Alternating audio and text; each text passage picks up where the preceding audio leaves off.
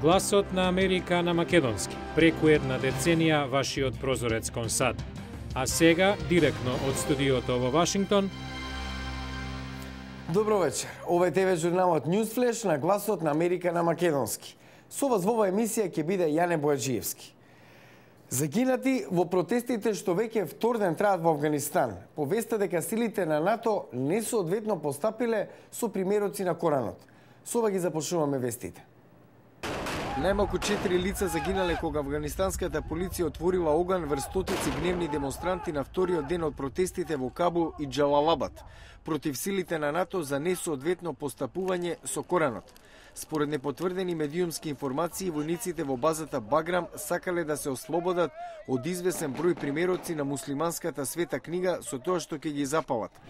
Американскиот Стейт Департмент навидум не исклучува можноста да ги вооружи сириските бунтовници. Портпаролката Викторија Нуланд рече дека најдобар исход за земјата е политичко решение, но доколку председателот Асад и натаму му пркоси на дипломатскиот притисок, САД би можеле да разгледаат дополнителни мерки.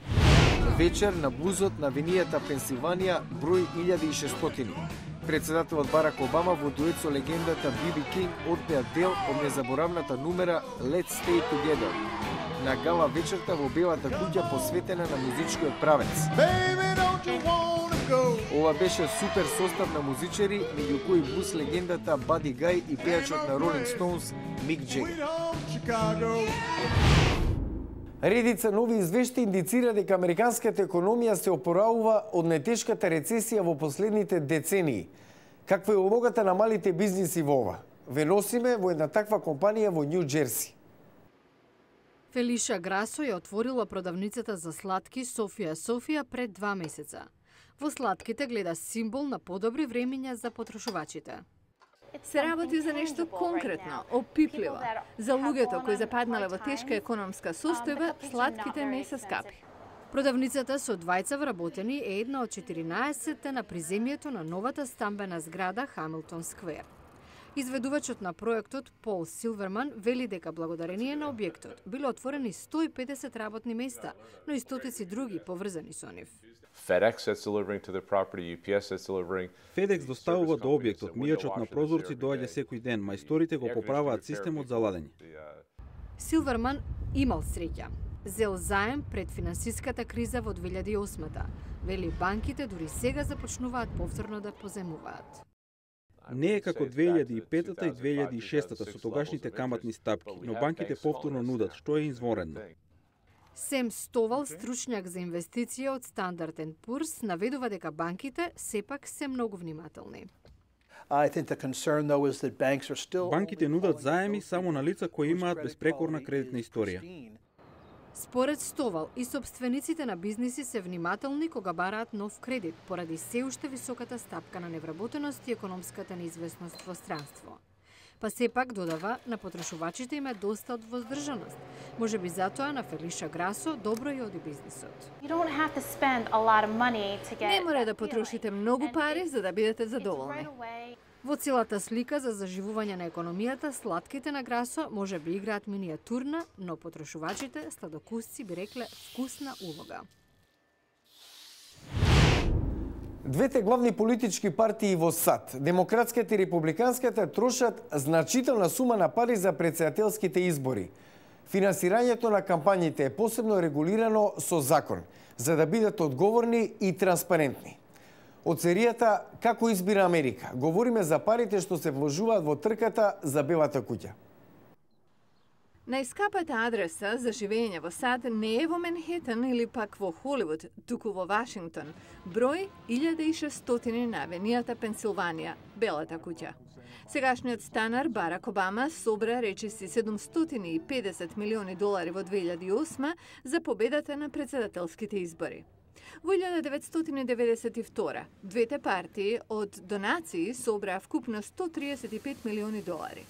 16 години подоцна, за изборите 2008, сумата изнесуваше $1,68 милиарди. На што се трошат парите? Аналитичарот Брајан Дарлинг од независната истражувачка организација Heritage во Вашингтон изнесува цела листа. Рекламирањето на телевизија или на радио чини милиони долари, како патувањето низ земјата, а тука се и трошоците за масовноста на кампањата.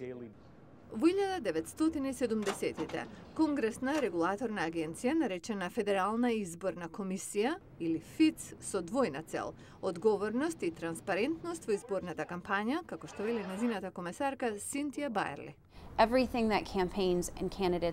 Се што прават во кампањата, кандидатите и партиите даваат отчет пред ФИЦ. Информацијата е веднаш достапна за секого преку нашата интернет страница. Сегашната федерална регулатива ги ограничува придонесите од поединци на $2.500, а од повеќето организации на $5.000. Корпорациите и синдикатите се под големи рестрикции. Конгресот формираше и систем на јавно финансирање, според кој за возврат на примањето владини средства, кандидатите се согласуваат на ограничување на парите во готово што ќе ги соберат. Но во председателската трка 2012-та, кандидатите од двете главни партии одбија да земат пари од владата. На изборите 2012-та може да се случи за прв пат парите собрани преку така наречени политички акциони комитети, ПАК, да ја надминат сумата што ќе ја соберат штабовите на самите кандидати. Овие интересни групи се повеќе стануваат фактор во изборниот процес, објаснува Дейвид Ливентал од весникот Политико во Вашингтон. Really, there are few rules here for these groups. Нема многу правила што се однесуваат на нив. Може да соберат и потрошат неограничени средства, кога и да посакаат. Пораките што ги испраќаат не се ограничени, може директно да се залагаат или да се спротиставуваат на изборот на некој кандидат. Дел од аналитичарите стравуваат дека овие комитети може да прераснат во еден вид на политички цунами што во основа ќе ги решава изборите.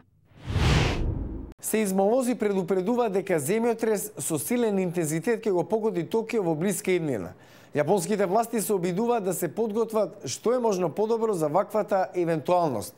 Не пропуштајте утрешната емисија. Утре во News Flash, не дали, туку кога, како Токио се подготвува за силен земјотрес. Гледате утре во News Flash.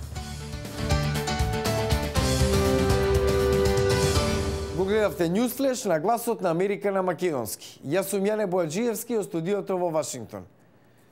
За најнови содржини посетете и нашата веб страница glasnaamerika.com. Пријатна вечер. Се гледаме утре.